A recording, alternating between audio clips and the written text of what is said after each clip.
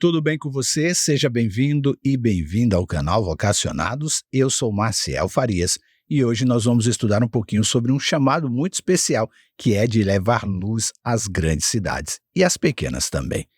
Pois na inquietação das cidades e na incerteza deste mundo, a pergunta penetrante de Jesus em Lucas 18, versículo 8, ainda ressoa. Quando o Filho do Homem vier, será que ainda encontrará fé sobre a terra? Como discípulos de Jesus, eu e você somos convocados a examinar o tipo de fé que ele procura. E hoje nós vamos focar em reflexões que nos conduzirá a explorar as narrativas que encontramos em Mateus capítulo 8, versículos 10, 13, Mateus capítulo 9, versículo 2, Mateus capítulo 20, 29 a 34, assim como em Marcos 2, 5, Marcos 10, 46 a 52 e Lucas 18, 35 a 43, onde Jesus descreve aqueles cuja fé resplandece mesmo em cidades sombrias. É sobre isso que nós vamos estudar logo depois da vinheta. Então, não sai daí.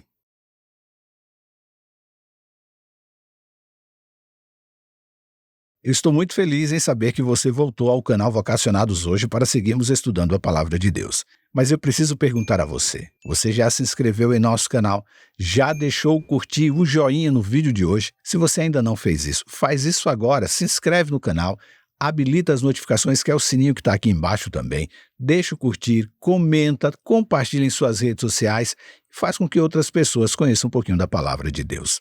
Se você está chegando aqui pela primeira vez, seja muito bem-vindo e bem-vinda também, sinta-se à vontade em estar no canal Vocacionados. E lembrando que antes de terminar cada vídeo, eu oro por você quando você manda o seu pedido de oração, ou pelo WhatsApp, ou quando você deixa aqui nos comentários o seu pedido de oração. Por isso, fique até o final. E agora eu quero ler com você dois versículos que estão no livro de Mateus, capítulo 8, versículo de número 10 e versículo de número 13.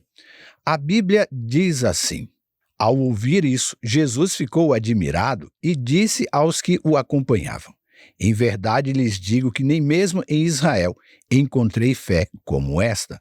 E o versículo 13, então Jesus disse ao centurião: Vá e seja feito como você crê. E naquela mesma hora, o servo do centurião ficou curado.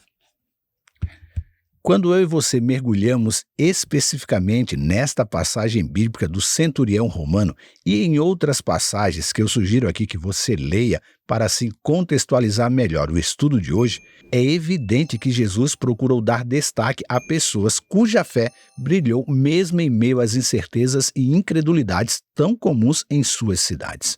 Em Cafarnaum, uma cidade marcada por diversas influências, vemos um centurião pagão se convertendo com grande fé. A cidade de Cafarnaum, situada às margens do Mar da Galiléia, era um ponto de convergência de diferentes culturas e crenças e contava com a presença militar romana significativa. A cidade pulsava com a diversidade resultante da interação entre os soldados romanos, os habitantes locais e outras comunidades que ali se estabeleceram. Neste contexto multifacetado, um centurião romano se destacou não apenas por sua posição militar, mas também por sua singularidade espiritual. O Evangelho de Mateus, no capítulo 8, dos versículos 5 a 13, registra este notável episódio. Jesus estava em Cafarnaum quando o centurião romano se aproxima dele com uma súplica tocante. Este oficial romano, que estava no comando de uma centúria composta por 100 soldados, aproximou-se de Jesus com um pedido incomum: a cura do seu servo que estava paralisado e sofrendo terrivelmente. A primeira surpresa surge ao observarmos a atitude do centurião diante de Jesus. Conhecendo a hierarquia rígida da sociedade romana da época, percebemos a magnitude da sua humildade ao dirigir-se a Jesus. Ele reconheceu a autoridade de Jesus não apenas como um líder espiritual, mas como alguém com poder sobre as enfermidades e as aflições humanas.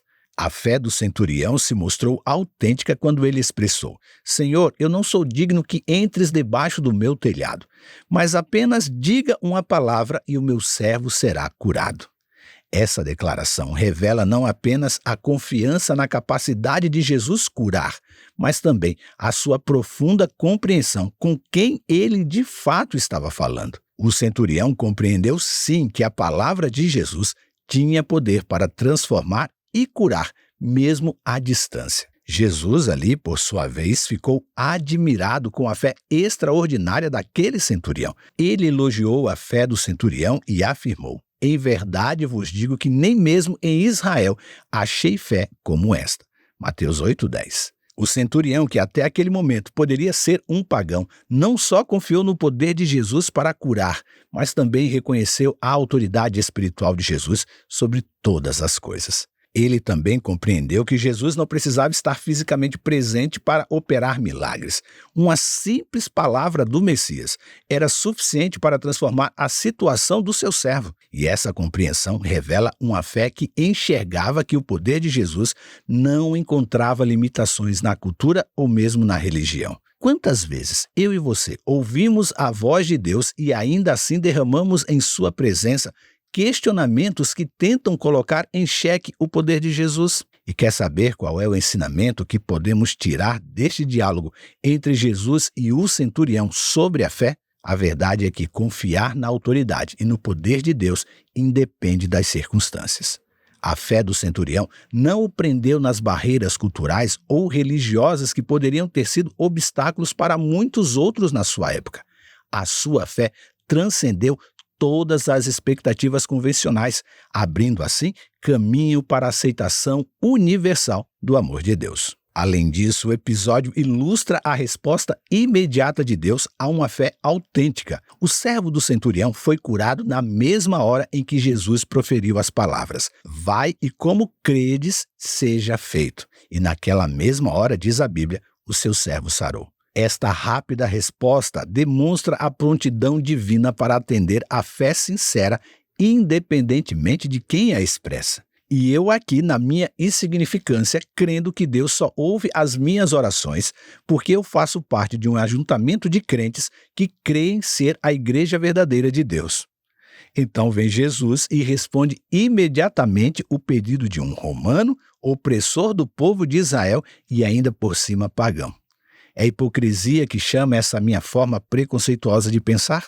Eu acho que sim. O impacto deste acontecimento em Cafarnaum foi profundo.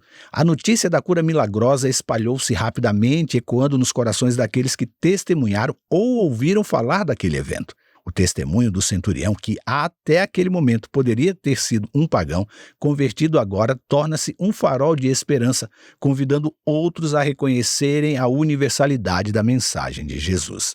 Este episódio não apenas desafia as normas sociais e religiosas da época, mas também ressalta a mensagem central do ministério de Jesus, a universalidade do amor de Deus. A fé daquele centurião, um estrangeiro em uma terra distante, é exaltada como exemplo a ser seguido, enfatizando que a aceitação divina não é limitada por fronteiras culturais ou religiosas. Ao refletirmos sobre a história daquele centurião, somos desafiados a examinar as nossas próprias atitudes em relação à fé e ao amor de Deus. Este episódio serve como um lembrete poderoso de que Deus não está confinado às nossas expectativas limitadas.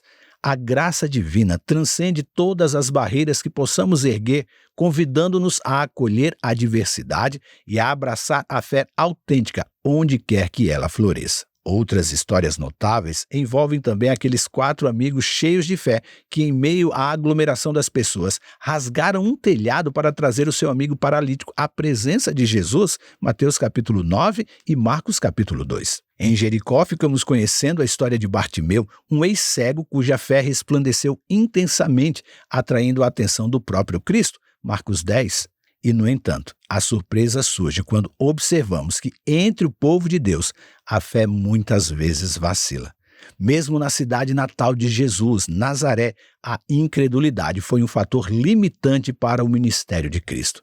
Entre seus discípulos, Jesus frequentemente lamentou a falta de fé, referindo-se a Israel como homem de pouca fé. Mateus capítulo 6, Mateus capítulo 8, 14 e 16.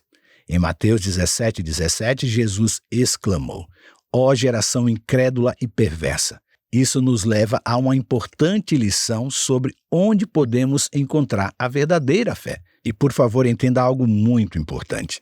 A fé é encontrada em lugares inesperados, nas cidades, entre os estrangeiros, entre pagãos e pessoas de diversas religiões.